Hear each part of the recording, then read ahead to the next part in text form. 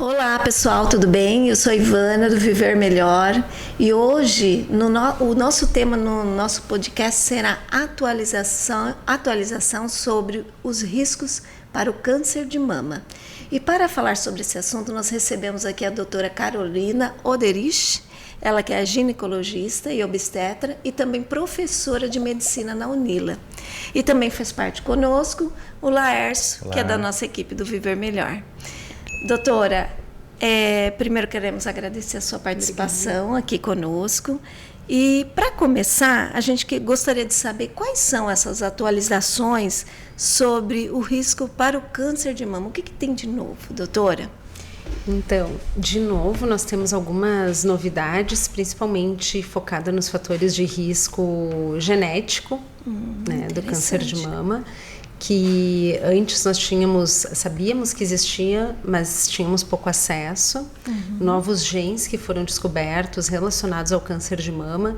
Então, isso facilitou para diversas mulheres, quando tem um histórico familiar muito importante, de irem atrás e realmente investigarem se tem esse risco para poder pensar ou ter alguma conduta referente a isso, de cuidados e prevenção. E alguns pequenos detalhes, assim, quanto a amamentação realmente protege ou não, né? É um risco que reduz quando a mulher amamenta ou não a ter câncer de mama, que antes nós achávamos que simples fato de amamentar reduzia o câncer de mama, agora a gente viu que não, que seria amamentar antes dos 30 anos. Olha só! É o fator protetor, então, agora tem até uma idade relacionada a isso. E também ao uso e consumo de hormônios, né? Que nós sabemos, sim, que os hormônios, eles podem aumentar a chance e o risco de acabar tendo um câncer de mama, mas essa interferência de tempo relacionado, né? Então, mulheres que menstruam muito cedo, ou que entram na menopausa muito tarde, ou que fazem terapia de reposição hormonal, vão ter um risco aumentado. Não significa que vão ter. Entendi. Né? Sempre quando a gente trata de risco, probabilidade maior. é uma probabilidade, né? Não é um diagnóstico nem uma certeza. Então, hoje a gente vê que a terapia de reposição hormonal, ela voltou com muito mais força, as mulheres estão investindo muito mais em fazer terapia de reposição hormonal, que de certa forma vai aumentar o risco de câncer de mama, sempre, mas a gente tem que ver que os benefícios muitas vezes vão superar esses riscos. Sim. Então, a gente vai acabar introduzindo, às vezes, reposição hormonal para as mulheres, mesmo, mas elas estando cientes que tem que ter um cuidado maior com a questão da mama. Nós sabemos hoje que as mulheres que fazem reposição hormonal, elas vão ter um pouco mais de câncer de mama, não é um número absoluto muito alto, mas ao mesmo tempo elas vão morrer menos de câncer de mama. Olha! É um dado bem interessante. Por quê? Porque justamente as mulheres que estão fazendo reposição hormonal, elas vão se cuidar mais. Elas sabem que elas têm que fazer exames anuais, elas têm que fazer mamografia. Então, pensam, tem que ir no médico, eu estou usando hormônio, então quando diagnostica no estágio muito precoce. Entendi. E as mulheres que não fazem reposição, às vezes descuidam, passam 1, 2, 3, nossa, fez 4 anos eu não fui fazer o meu check-up, daí vão fazer a mamografia, vão fazer o exame e descobrem já num estádio que a gente tem menos chances de curar. Doutora, a senhora falando sobre a reposição hormonal, existe uma idade mínima para começar a fazer essa reposição ou é através de exames que a mulher vai saber que tem a necessidade? E aproveitando, as mulheres que têm câncer hormonal, como que é feita essa reposição? O que acontece é que a gente sabe que para introduzir uma terapia de reposição hormonal, a gente vai muito baseado nos sintomas. Nós não entramos unicamente, porque o exame deu alterado, mas a mulher não tem sintomas. A gente espera ocorrer realmente a menopausa ou o climatério já com muitos sintomas. Então, aquela mulher que sente muito calorão, começa a dormir mal, percebe uma secura na pele, no cabelo, na relação sexual. Então, essa mulher ela já está tendo sintomas e ela possivelmente já vai ter benefícios de fazer uma reposição, que é diferente de uma superdosagem, né? Uma reposição de hormônios.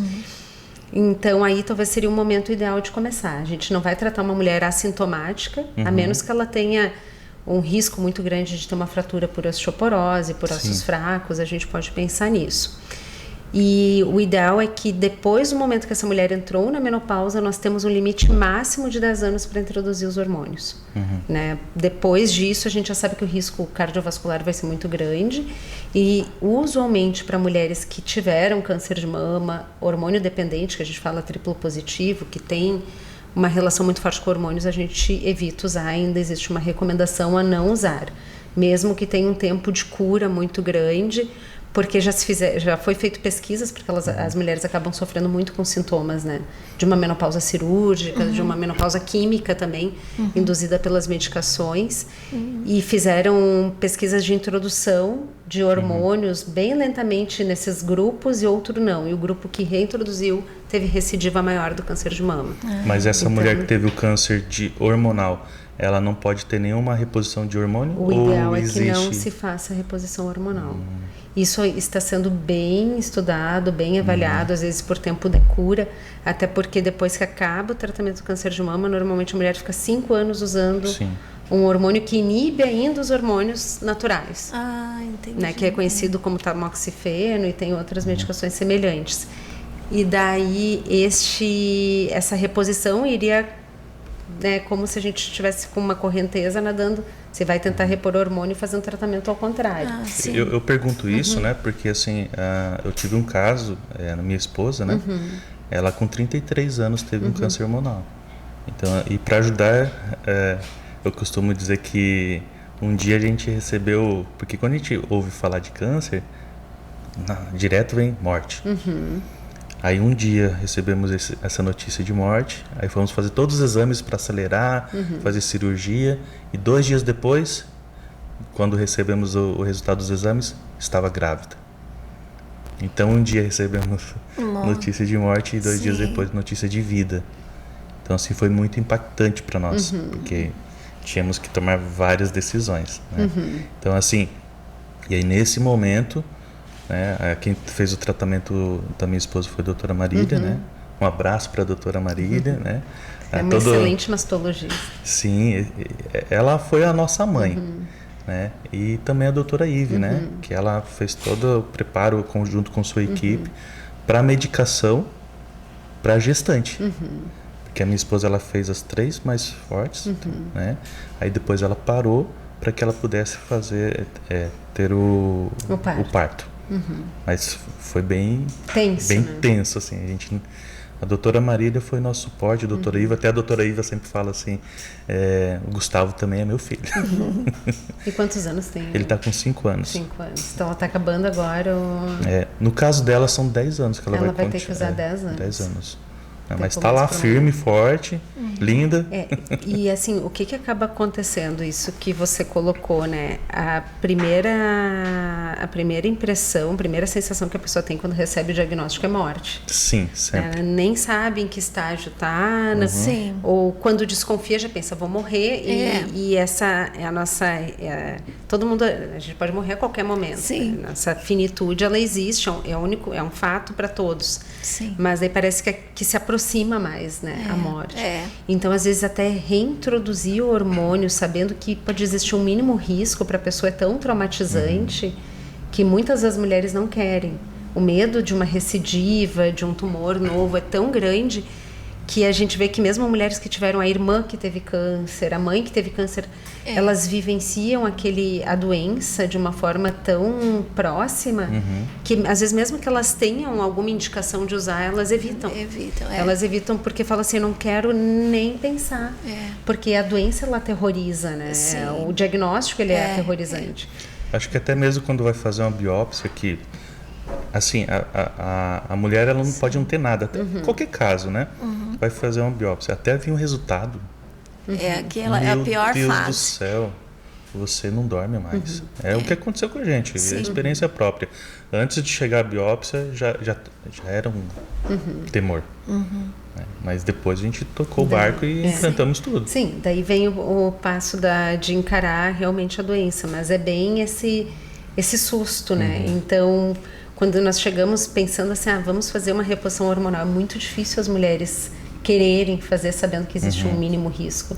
Porque existe um temor daí relacionado à doença. É complicado. Daí acaba ficando, às vezes, com algum tipo de terapia tópica mesmo, né? Para os sintomas locais, coisas assim.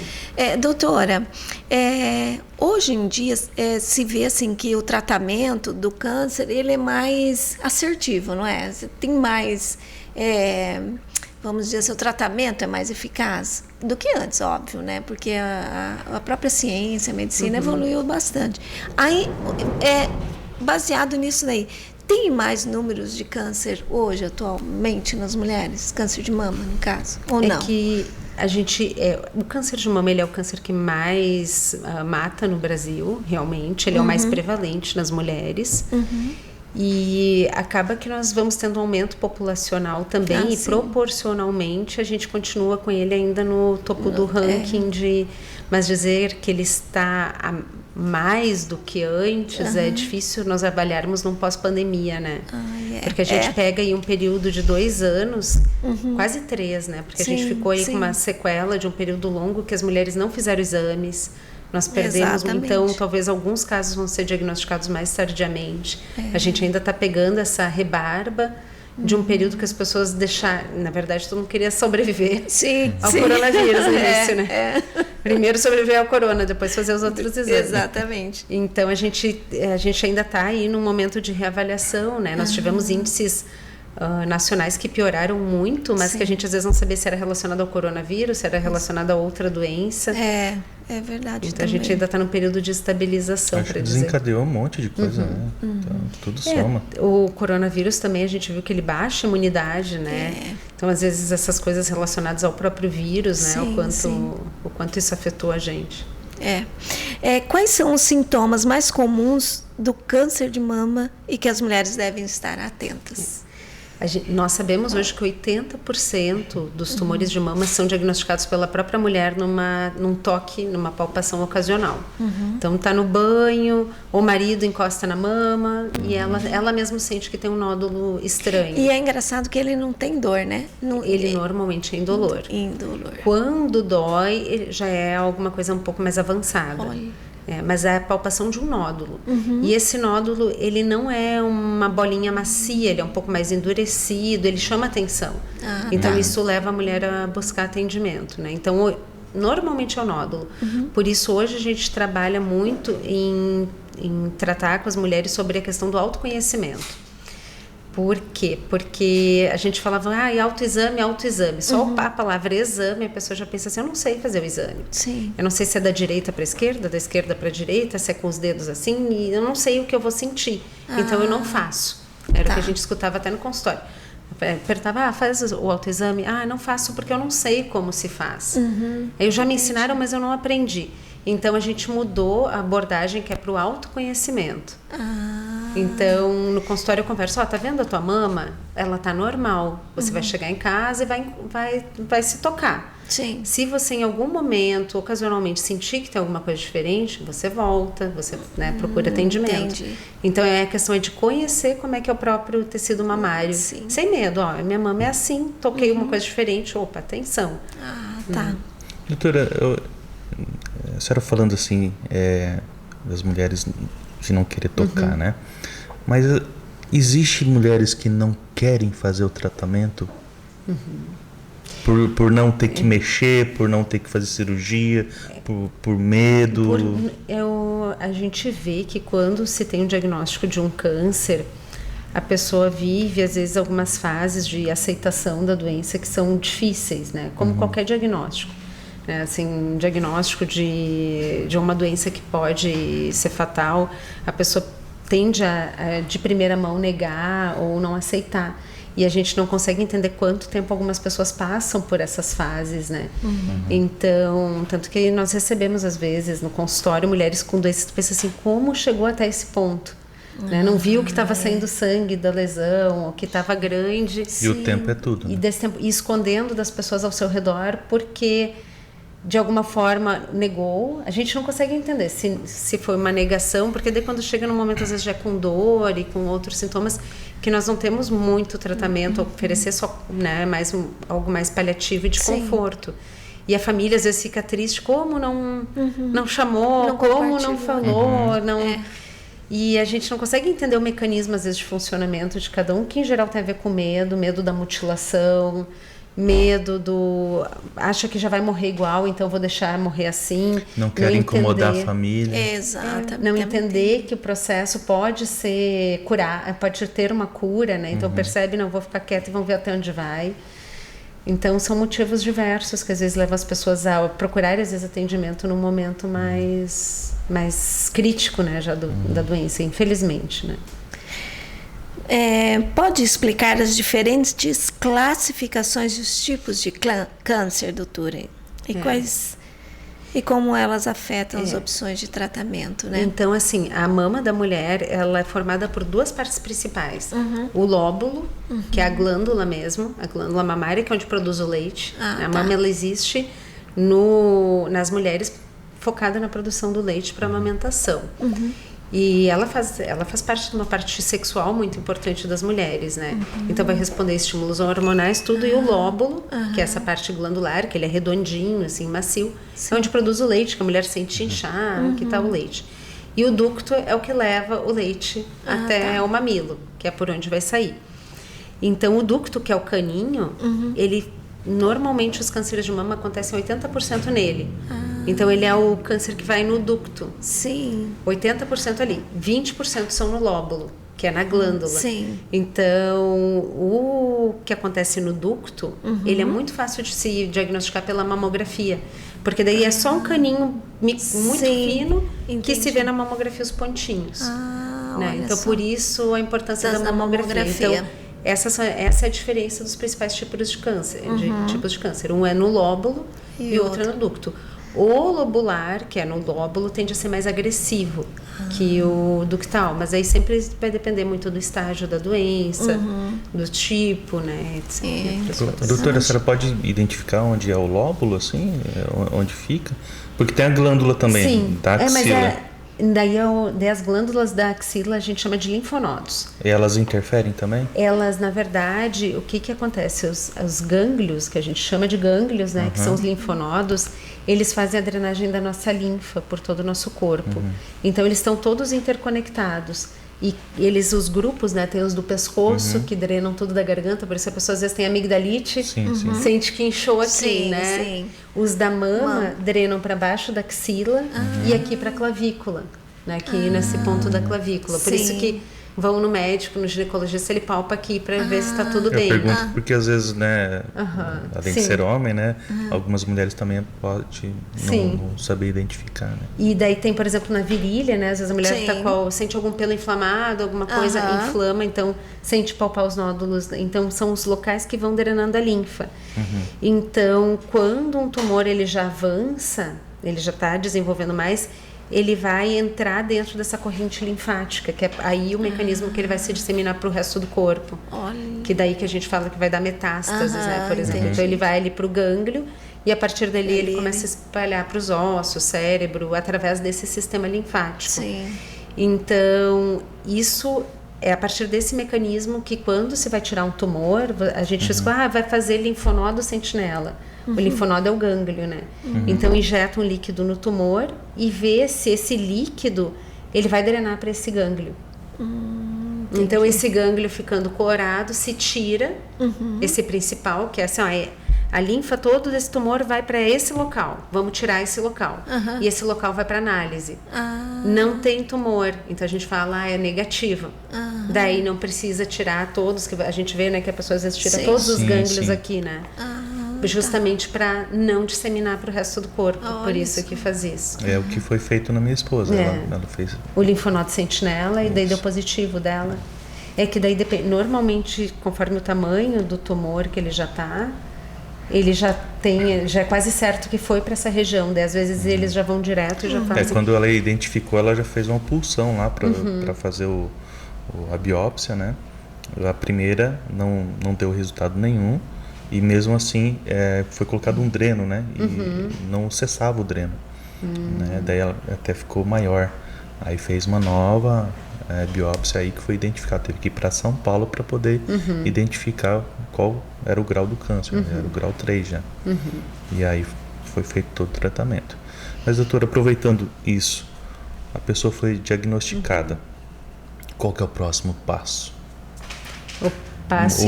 O medo, tem um suporte. Lógico que existem os médicos que dão suporte fantástico para nós. Mas além disso, o que mais deve ser buscado? O que deve ser buscado?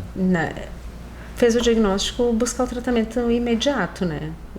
Que o câncer de mama, ele é um câncer que a gente não consegue determinar exatamente a velocidade que ele vai progredir conforme os dias e tempo. Então, usualmente a gente tenta tratar rápido, né? Logo fazer a retirada da lesão. E o suporte familiar e de estrutura em torno, psicológico e tudo, ele tem que ser estabelecido de imediato para a mulher encarar isso e entender que ela vai ter possibilidades de se curar e buscar a cura e focar, mesmo, não é um grau 3, é um grau 4, ela tem que focar na cura. Sim. Então ela vai buscar fazer os mecanismos, todos os tratamentos adequados, e para isso vai precisar uma rede de apoio, né? Ela não vai poder estar do lado de pessoas que vão chorar mais que ela. Sim, é verdade. Apesar de que às vezes acontece, mas as pessoas que vão estar junto, que não vão estar sofrendo da doença, vão ter que tentar ser fortes para dar essa força e dizer, vamos lá, vai dar certo, e você vai se curar. E é isso aí, tem que fazer isso, vamos fazer. O que é o melhor tratamento? É para ir para frente. É para ir para frente. Tem que olhar para frente e não se apegar às histórias negativas. Porque a história negativa também sempre a gente vai contar, né? Sim. O que tem gente que vinha falar assim, quando descobria que estava com câncer, né? Estava fazendo tratamento. É porque minha amiga também morreu. Porque não sei o que falando tal. O que vem de notícia negativa pra gente, meu Deus do céu, atenção, gente, você sabe que tem alguém que tá fazendo tratamento de câncer, foi diagnosticado, Apoio, exatamente, senão é pra falar coisa boa, não fala nada, né? Não fala nada, até boca porque fechada. cada um, né, doutora? Cada um responde ao tratamento diferente, não é? Já teve casos assim que a doutora viu, assim, situações que você diria assim, não, essa não vai, tá muito agressivo, não vai. E ela virou e deu volta e conseguiu. Há casos assim. Sempre tem casos, né, de viradas. Muitos. E em todas as áreas, né? A medicina ela não é uma ciência exata, né? A gente vai fazendo... Mesmo na obstetrícia também, que às vezes falam assim, nossa, esse bebê não tem condições enquanto vive e sai. Então, a gente firmar diagnósticos muito definitivos é muito difícil e incerto. Né? E ainda mais quando a gente tem uma tecnologia hoje tão a nosso favor e tratamentos que estão avançando. A cirurgia da mama, agora uma das novidades que está vindo ainda não chegou no Brasil, mas já está sendo feita nos Estados Unidos, é de ser o mais conservadora possível. Porque pensa que na década de 80, câncer de mama, independente do tamanho, tira a mama. Sim, Depois, daí surgiu o linfonodo sentinela, que era essa forma de fazer uma cirurgia menos amputativa. Então, vamos tentar tirar só o tumor, sem tirar a mama toda, e ver se o linfonodo é positivo, conforme evoluímos ou não na cirurgia. Não precisa. Começou a fazer o que a gente chama de quadrantectomia. É retirar um pedaço, um quadrante da mama, né? A mama é dividida em 4, tirava aquele quadrante. Evoluiu para virar setorectomia, que daí é só o setor que está. E hoje já estão tratando em não fazer o linfonodo sentinela e fazer acompanhamento com ultrassom. E se no ultrassom não mostrar sinais, já não fazer mais o linfonodo. Só fazer a retirada do tumor quando, daí, claro, em estágios bem precoces, né? E daí aí a gente entra de novo nessa questão de diagnóstico precoce. Que é o fundamental, né? Que o diagnóstico precoce ele não é um exame preventivo. Eu falo, mamografia não é preventivo, ninguém vai se proteger de um câncer fazendo uma mamografia nem ultrassom. Eles são exames diagnósticos precoces. Eles podem talvez prevenir o estágio mais grave, mas não. Eles não estão prevenindo nada, né? A gente não faz uma mamografia para se prevenir, a gente faz uma mamografia para descobrir cedo, né? Até o caso da minha esposa, antes você perguntou para mim, eu acho que eu até respondi errado, porque ela retirou toda a mama e a gente teve que esperar dar o primeiro trimestre para ela começar a fazer a quimioterapia, porque estava grávida. E aí quando ela fez a retirada, eu lembro que a doutora falou que ela ainda teve que fazer uma raspagem aqui, que estava bem avançadinho, e aí tirou um pouquinho ainda da outra mama. Então E foi quantos anos ela estava? 33 anos. 33, super jovem, né? Super jovem. Ela entrou 1h30 da tarde e me devolveram ela só às 7 horas da noite. E aí eu fiz um carreiro para lá e para cá. Aí eu Afundou o chão do hospital. Afundei o chão. E assim, tem um super amigo meu, o professor Emerson, que ele diz assim: eu fui lá ser o acompanhante do acompanhante. Ficou umas 2, 3 horas comigo lá. Precisa. Eu desliguei o celular 1 hora lá porque eu não aguentava. Era todo mundo preocupado, querendo saber como é que... Desliguei o celular. Não aguentava mais. E ele foi um grande suporte para mim. Ele foi lá, ficou do meu lado. E aí, quando a doutora Marília saiu lá e falou que estava tudo bem, aí chorei um monte lá, agradeci. Porque é pesadíssimo, pesadíssimo. Mas assim, a família é muito importante, os médicos muito importante, e você que é marido, é importantíssimo dar apoio para sua esposa. Não deixar ela se abater, baixar a cabeça. Eu sempre fui muito palhação em casa, né? Então, chorei bastante no chuveiro, mas na frente dela, sempre forte, com postura, né? E eu já tenho outra filha também. Na época tinha uns 13 anos. Também foi importantíssimo para nós. Nem parecia que tinha doença. Lidando de forma mais leve, né? Sim, é o essencial, né? Vamos falar então, doutora, quais são os desafios comuns enfrentados pelas pacientes durante o tratamento do câncer de mama? Tá aí um deles, né? Que é o suporte, ter uma rede de apoio, né? Vamos falar então, doutora, sobre prevenção, né? Que eu acho que é o que a gente já pode, como que eu já tenho que pensar? Quando? A partir de que idade eu já devo pensar já? Eu acho que a prevenção não é só quanto ao câncer de mama, é para tudo, né, doutora? É um estilo de vida, se a gente começa a avaliar o que previne o câncer de mama, é o que previne praticamente todos os cânceres. É verdade, é verdade. É o que previne o câncer de intestino, de pulmão, né, não fumar. Exatamente. O tabagismo. Hoje a gente vê muitas pessoas estão usando cigarro eletrônico que tem nicotina. A gente sabe que a nicotina tem um potencial fator de redução da imunidade. Olha. Então, na verdade, o nosso corpo ele está todo dia em transformação, né? A gente fala o nosso corpo é como a casa da nossa, a casa da nossa alma. Exatamente. E a nossa casa a gente está o dia inteiro ali, né? Arruma uma coisa, arruma um cano, daí dá uma temporal, arruma, né? Todo dia tem uma manutenção para fazer, né? Uma lâmpada, um filtro, algum detalhe. O nosso corpo ele passa esse tempo todo fazendo isso sozinho, né? Então é o vasinho que está querendo entupir, vai lá e desentope. E são os nossos, né? A gente não vê isso acontecer, mas são os nossos bons hábitos que vão ficar ajudando a fazer esse processo. Olha. Então, o que a boa alimentação vai fazer, né? Ela vai ficar nos repondo nutrientes que vão ajudar os nossos anticorpos, vão ajudar o nosso organismo a ficar se refazendo, né? Então, a boa alimentação entra aí, mas é difícil manter, mas o foco e a meta nos objetivos principais, eles podem existir, né? Sim. O pensamento no bem-estar, o uso do cigarro, além de prejudicar o pulmão, fazendo uma constrição dos brônquios, mais a nicotina que vai reduzir a imunidade. Então, tudo isso, em vez da gente estar jogando a favor do nosso corpo, nós muitas vezes estamos jogando contra. Exatamente. Então, a questão de mudança de hábitos, eu vejo que ela é aquele tijolinho que a gente vai botando um dia e persistentemente, porque parece simples, mas é muito mais difícil do que a gente pensa, né? Porque várias coisas nos levam a não... É mais fácil, né? Você tomar alguma coisa que, vamos dizer, um refrigerante, tá pronto que você fazer um suco, ou beber, né? É mais fácil.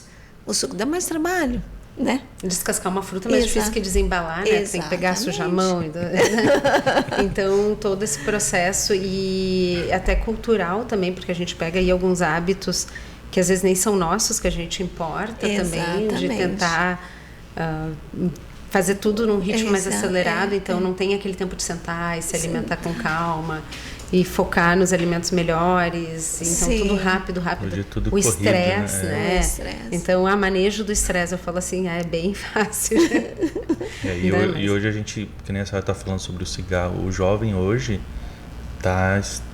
sempre extrapolou, mas hoje está pior, né? Porque bebida, até a mulher antes eu não via que ela bebia muito. Hoje a gente vê jovens bebendo demais E, né, os cigarros eletrônicos também até aumenta a quantidade, né? Aumentou a quantidade de pessoas usando só porque não tem cheiro, não tem essas coisas. Não Antes deixa ninguém marcas, fumava porque...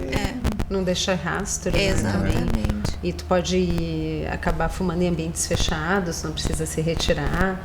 Então, mas essa questão de prevenção, então a prevenção ela vai estar dentro estilo disso. de A gente vida, sabe né? hoje que para prevenir doenças crônicas e cardiovasculares, teria que ser 150 minutos de exercício físico médio, 150 é moderado, é intenso por semana. por semana. Então é Por 150. Se a gente O que- mais ou menos o que? se fizer uma caminhada de 50 minutos 3 vezes duas por semana, já tá... ali. Não é. É pelo menos Não é uma nada. caminhadinha, né? Vou ter que fazer. Mas assim, são hábitos que precisariam ser introduzidos na rotina. E às vezes a gente acaba, não tenho tempo, não tenho... E é muita questão da prioridade, porque o que a gente vê hoje? Até que as academias estão bem cheias. Sim. Né? Mas por quê? Porque as pessoas sentem o bem-estar depois de começar a fazer. Exatamente. Então é um local legal de ver que está bem Sim, cheio. Né? Academia de ginástica, Mudou bastante a esporte. percepção. sim. hoje, A né? percepção até, e de não focar tanto naquele magro extremo, mas a pessoa que está Exatamente. com força muscular e que está com boa resistência. Então, isso, claro, deixando de lado também os extremismos daí daquele Sim. que quer Ficar. daí né? usar outras coisas para daí ficar extremamente grande, porque o saudável é sempre o caminho, né? É tudo que é demais, né, prejudica no futuro, né? Doutora, eu queria que a senhora falasse um pouquinho mais. A gente está falando, lógico, do câncer de mama da mulher, né? E o homem, ele tem câncer de mama também? A senhora pode falar um pouquinho mais sobre isso? O câncer de mama no homem, ele é raro, muito mais raro, até porque não tem a mesma, né, quantidade de glândulas. A mama do homem é bem diferente da mulher. Mas quando acomete o homem, ela tem a gravidade semelhante, tem que ser tratado. E isso mostra um fator de risco genético muito alto para todas as mulheres da família dele.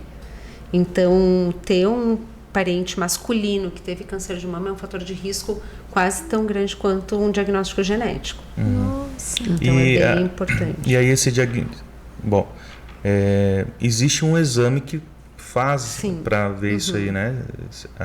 A genética da família. E que os filhos também podem ter, né? Existe esse tipo de exame, né? Eu sempre sugiro que, por exemplo, foi a mãe, né, a mulher teve câncer de mama. Eu sugiro a essa pessoa, que foi a pessoa que teve, fazer o teste. Porque daí, a partir dela, se decide fazer ou não para os filhos. Porque se ela for negativa, mesmo tendo tido câncer de mama, né, é um exame que hoje nós temos disponível no Brasil, vai para São Paulo. E se ela for positiva, daí testa os filhos para ver se os filhos herdaram aquele gene ou não. Né? Então, algumas famílias, a mãe, por exemplo, que teve vamos botar a mulher que está com câncer de mama. Tem uma história de uma mãe que teve câncer de mama, uma irmã câncer de ovário, irmãos câncer de próstata.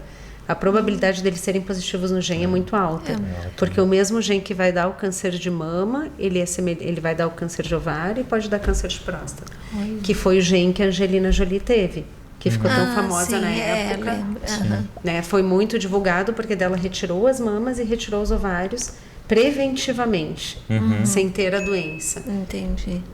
Que daí é um gene que dá uma probabilidade tão alta de ter câncer que, no caso das pessoas que são positivas, pode justificar fazer esse tratamento agressivo, né?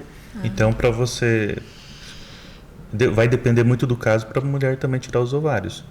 Sim, no caso dela, que teve o BRCA1 e BRCA2 positivos, é muito significativo para ter câncer de ovário. Porque ali está a produção daí, dos por isso, hormônios também. Não, porque realmente desenvolve câncer no ovário também. No ovário também. Olha, Então, daí tira o ovário. E nos homens positivos, câncer de próstata. olha que interessante. Então, só que né? já acende um alerta para daí o cuidado dessa doença, né? Tudo é complicado. Tipo, o medo, né? O próprio homem, por exemplo, vai falar isso para um homem. Como que o homem faz esse teste? Apalpando também? Na ver mama se- ou na mama? Na Na mama, mama. ele faria palpando, mas ele é tão raro que os homens acabam, às vezes, Não faz a nada. gente não fica tão Nem preocupado. Mas daí um achado que ele vai perceber um nódulo, uma coisa, mas é um achado ocasional. Que é diferente da próstata, né? Que agora a gente está entrando no Novembro Azul. Exatamente. Que os homens, né? Que é o mês do câncer de próstata e a gente vê até essa perspectiva de mortalidade agora entrando no homem, a gente falando de mama, mas para o homem é a próstata que pega, né? Porque as mulheres, nós vemos que elas têm uma adesão e uma facilidade de buscar o serviço de saúde muito mais que os homens, né? Sim. Então a gente vê no consultório, as mulheres vão anualmente, fazem seus exames, buscam. E os homens falam assim, não, se eu procurar eu achar, é melhor eu não procurar. Tem exame de sangue agora, doutora. Então, agora que existe o pré-natal masculino, que eu falo no posto de saúde, a mulher vai fazer o pré-natal, o marido é obrigado a ir fazer exames. Mas foi uma forma de trazer o homem para a unidade de saúde e obrigar ele a fazer algum exame. Sim. Porque senão, daqui a pouco passam 30 anos, eles não fizeram, nem sabem como está o colesterol, como né? Como homem é assim, né? Isso é real. Tem um que você comportamento fala, assim. Isso é real. O homem para a saúde... Para buscar a saúde, espera ter sintomas. Isso. Exato. Só quando tem algum problema, daí acha que vai morrer, Daí aí vai. sai correndo atrás das coisas para E tentar sabe resolver. que dizem alguns urologistas que os homens casados vivem mais, né? Do que os homens solteiros. Mas é porque a mulher leva, né? Porque a mulher leva. A mulher leva. Exatamente, ele disse, porque o homem casado, a mulher pega e leva. O homem solteiro, ele já chega assim, muito doente. Exatamente. É mais cultural também, não vou né? generalizar, claro, né? Eu guardo, assim, tô falando, mas é cultural mesmo. É cultural, cultural porque assim, a mesmo. mulher quando jovem, começa a vida sexual, ela primeira já menstruação também, a mãe já tem esse cuidado. Esse cuidado, leva a filha no ginecologista É. e ali já começa, se torna algo habitual. Algo O rotineiro, homem né? só quando está chegando próximo da idade começa a pensar nisso. Ou Daí já fica algum apavorado, caso né? na família, né? Mas É verdade. né? O homem não tá nem aí para nada. Mas não devia. Aliás, temos que mudar, né, doutora? Tem que mudar. Tem que mudar. Ainda bem que minha esposa me manda. Te leva, Vou ver marca. mais. Bom, vamos falar um pouquinho então.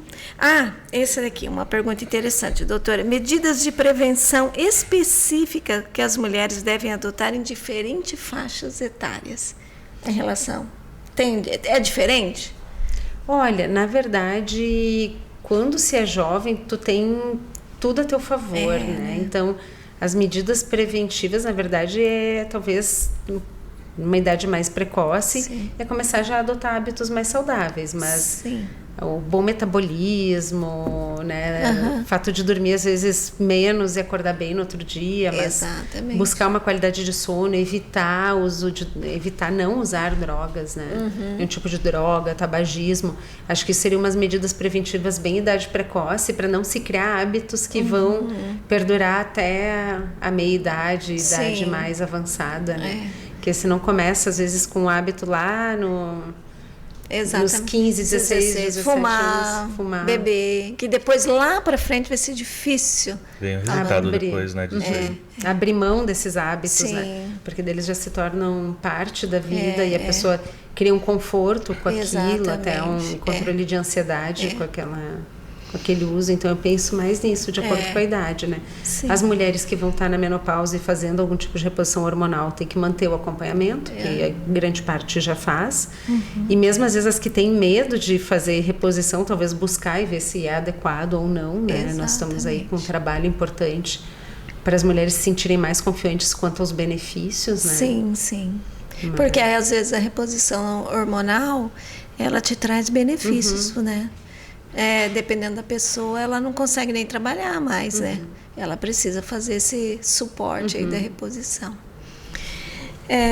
Bom, eu acho que nós falamos de tudo, né, Lércia? Tem alguma coisa, doutora, que queira acrescentar? Acrescentar em relação eu acho que seria um pouco em relação à mamografia, que eu falei pouco da importância da mamografia, que é bem debatida. Eu vejo às vezes algumas fake news falando, se você fizer mamografia anual, você terá câncer de mama.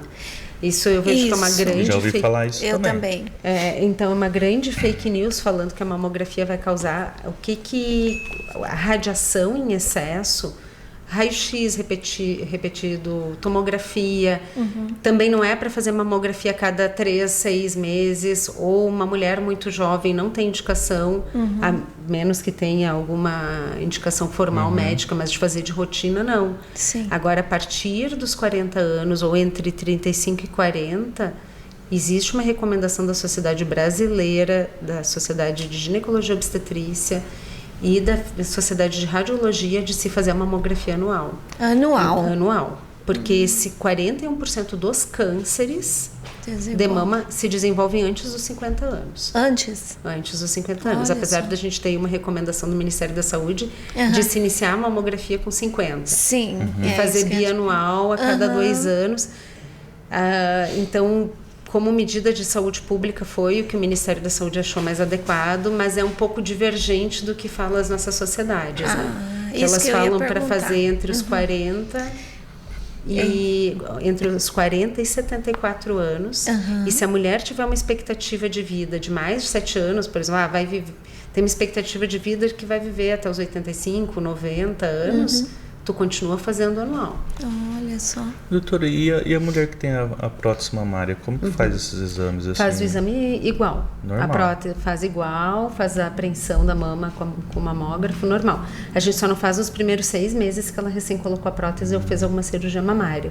Que daí fica até um exame difícil de ver, porque ainda tem muita sequela da manipulação. Mas a mulher que fez, não adianta querer substituir por ultrassom.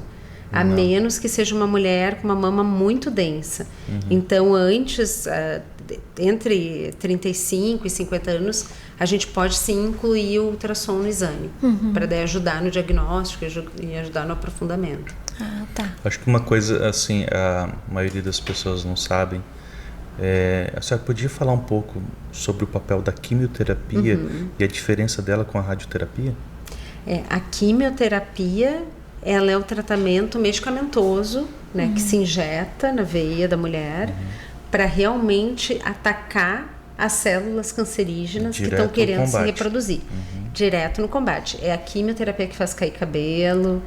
Sim. Nem todas agora têm quimioterapias novas que já estão evitando a perda, mas normalmente acaba danificando porque ela vai tentar destruir as células em crescimento e o cabelo ele está em constante crescimento, por isso. Entendi. Então não é que a mulher perde todo o cabelo, mas ela perde tanto cabelo que fica ruim ficar com pouco, né?